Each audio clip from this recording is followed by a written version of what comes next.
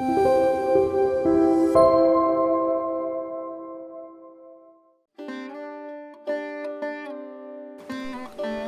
Shri Sai Ram.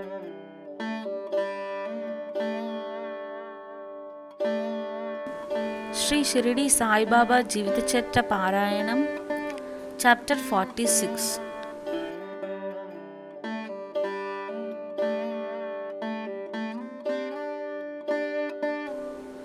Baba's Gaya Trip. Story of Goats.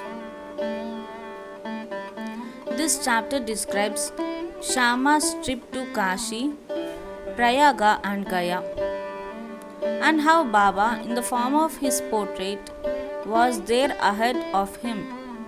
It also describes Baba's reminiscences of the past of two goats. Preliminary. Blessed, O Sai, are your feet. Blessed is your remembrance, and blessed is your darshan, which liberates us from the bond of karma. Though your form is invisible to us now, still, if the devotees believe in you, they get living experiences from you. By an invisible and subtle thread, you draw your devotees from far and near to your feet and embrace them like a kind and loving mother. The devotees do not know where you are, but you so skillfully pull the wires that they ultimately realize that you are behind them to help and support them. The intelligent, wise, and learned folk fall into the pit of the sansar on account of their egoism. But you have saved by your power the poor, simple, and devout persons. Inwardly and invisibly, you play all the game but show that you are not concerned with it. While you do things but pose yourself as a non doer, nobody ever knows your life. The best course, therefore, for us is to surrender our body, speech, and mind of your feet and always chant your name to destroy our sins. You fulfill the wishes of the devotees and to those who are without any desire. You give bliss supreme. The chanting of your sweet name is the easiest sadhana of devotees. By this sadhana, our sins, rajas and tamas qualities will vanish. The sattva qualities and righteousness will gain predominance, and along with this, discrimination, dispassion, and knowledge will follow. Then we shall abide in ourself and our Guru, who are one and the same. This is what is called complete surrender to the Guru. The only sure sign of this is that our mind gets calm and peaceful. The greatness of this surrender, devotion, and knowledge is unique. For peace, non-attachment, fame, and salvation, etc., come in its wake. If Baba accepts a devotee, he follows him and stands by him day and night, at his home or abroad. Let the devotee go anywhere he likes. Baba is there ahead of him in some form, in an inconceivable manner. The following story illustrates this. Gaya trip.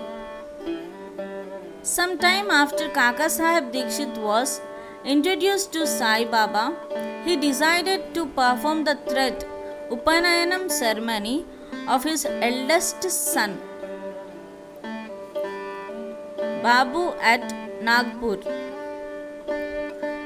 At about the same time, Nana Sahib Chandorkar decided to perform the marriage ceremony of his eldest son at Gwalior. Both Dikshit and Chandorkar came to Shirdi and lovingly invited Baba for these functions. Baba asked them to take Shama as his representative. When he was pressed to come in person, Baba told them to take Shama with them and said, after doing Banaras and Prayaga, we would be ahead of Shama. Now mark these words, for they show Baba's all-pervasiveness. After taking the permission of Baba, Shama decided to go to Nagpur and Gwalior for these functions and ceremonies, and then to Kashi, Prayaga and Gaya. Appa Kote made him up his mind to accompany him. They both went first to Nagpur for the thread ceremony. Kaka Sahib Dikshit gave Shama 200 rupees for his expenses. Then they went to Gwalior for the marriage ceremony. There Nana Sahib Chandorkar gave Shama 100 rupees and his Vyahi relative Mr. Jatar gave him also 100 rupees. Then Shama went to Kashi and then to Ayodhya. He was well received in Jatar's beautiful temple of Lakshmi Narayan at Kashi, Varanasi or Banaras, and in the Ram Mandir at Ayodhya by Jatar's manager. They, means Shama and Kote, stayed for 21 days in Ayodhya and 2 months in Kashi, Banaras. Then they left for Gaya. In the train they felt little uneasy on hearing that plague was prevailing in Gaya. At night they alighted at Gaya station and stayed in the Dharmashala. In the morning, the Gayawala, the priest who arranges for the lodging and boarding of the pilgrims, came there and said, "The pilgrims have already started, you better make haste." Shama casually asked him whether there was plague in Gaya. "No," said the Gayawala. "Please come without any fear or anxiety and see yourself." Then they went with him and stayed in his house, which was a big and auspicious vada. Shama was pleased with the accommodation provided to him, but what pleased him most was a beautiful big portrait of Baba, fixed in the central and front portion of the building. On seeing this portrait, Shama was overwhelmed with an emotion. He remembered Baba's words, "After doing Kashi and Prayaga, we would be ahead of Shama," and burst into tears. His hair stood on end. His throat was choked and he began to sob. The Gayawala thought that he was afraid of plague prevailing there and therefore was crying. But Shama inquired of him how he got Baba's portrait there. He replied that he had 200 or 300 agents working at Manmar and Puntambe for looking after the convenience of the pilgrims to Gaya, and from them he heard about Baba's fame. Then about 12 years ago he went to Shirdi and took Baba's darshan. There he was attracted by Baba's portrait hung in Shama's house, and with Baba's permission Shama gave it to him. This was the same portrait. Shama then remembered this incident. The Gayawala's joy knew no bounds when he learned that the same Shama who obliged him before with his guest now. Then they both exchanged love and service and were most delighted and happy. The Gayawala gave him a royal welcome. He was a very rich man. He sat in a palanquin and made Shama ride an elephant and attended to all his comforts and conveniences. The moral of the story is that Baba's words came out true to the letter, and unbounded was his love towards the devotees. But leave this aside, he also loved all creatures equally, for he felt that he was one with them.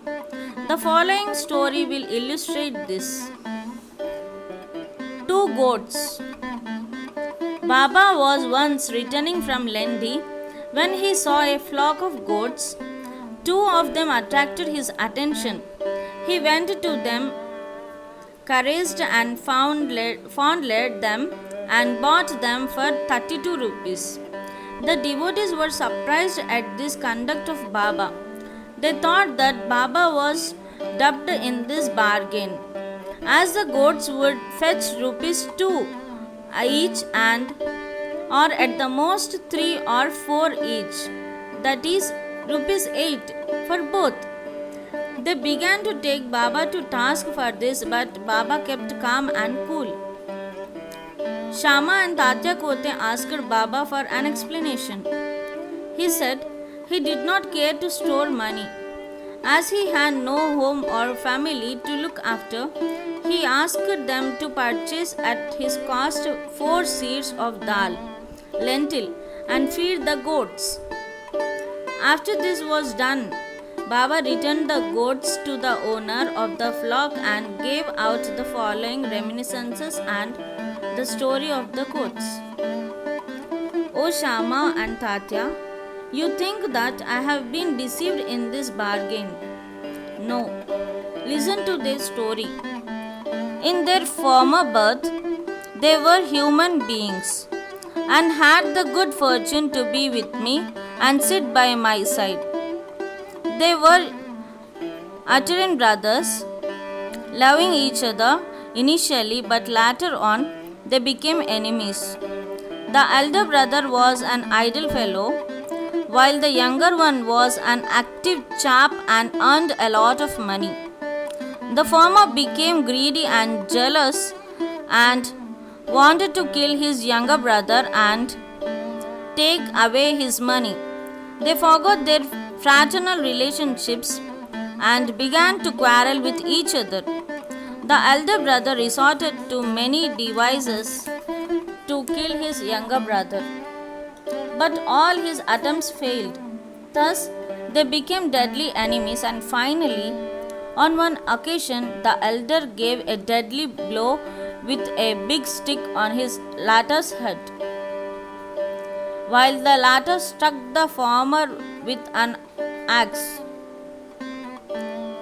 with the result that both fell dead on the spot.